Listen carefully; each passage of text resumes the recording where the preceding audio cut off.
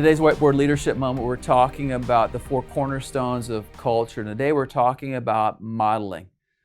Culture is the defining set of attitudes, values, beliefs, and behaviors of a given group of people. And modeling is one of the strongest of the four cornerstones. Modeling answers the question, who? Who can I see that's doing this? Who can I follow in this process as I try to figure out how to move forward in my walk with Christ and the priorities of God in the church? Here are a few things to think about. First, if you're doing modeling, look in the mirror. Look in the mirror, because a lot of times we want people to do things that we're not doing. The strongest cultures have a culture of follow me rather than you should.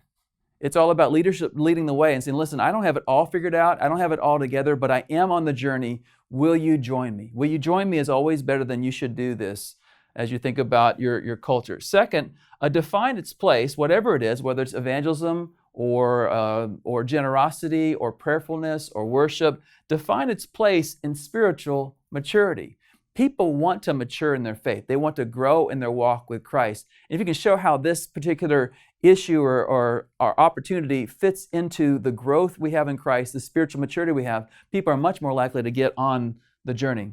Distinguish it as a core value. Most churches have a set of core values. Is there some way that you can kind of represent this and remind people in your core values that this is very, very important? It'll be on their minds a lot. Invest in it. Invest in it. There's a passage in Matthew chapter 6, verse 21 that says, where your treasure is, there your heart will be also. In other words, your heart follows your treasure. If you're investing time and talent and treasure in this, other people will say it must be important, and their hearts will go that direction as well.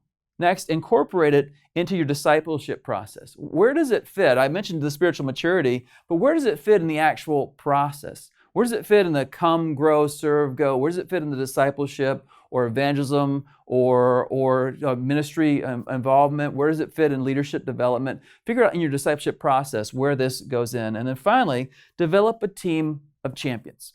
Champions are people who wake up every morning thinking about this. For example, if generosity is the value you're trying to move forward with, who wakes up every morning thinking about people being generous with their time, their talent, their treasure, their touch? Or if evangelism is the value, who wakes up and models this every single day and thinks about how to help others move in this direction? If you develop a group of champions, you have more and more people to look in the mirror at, and you'll find that people will follow you as a leader because you have a group of leaders, not just one, but many who are going this direction. And leadership creates culture. This has been a Converge Whiteboard Leadership Moment. To learn more about Converge or to join us, check out converge.org.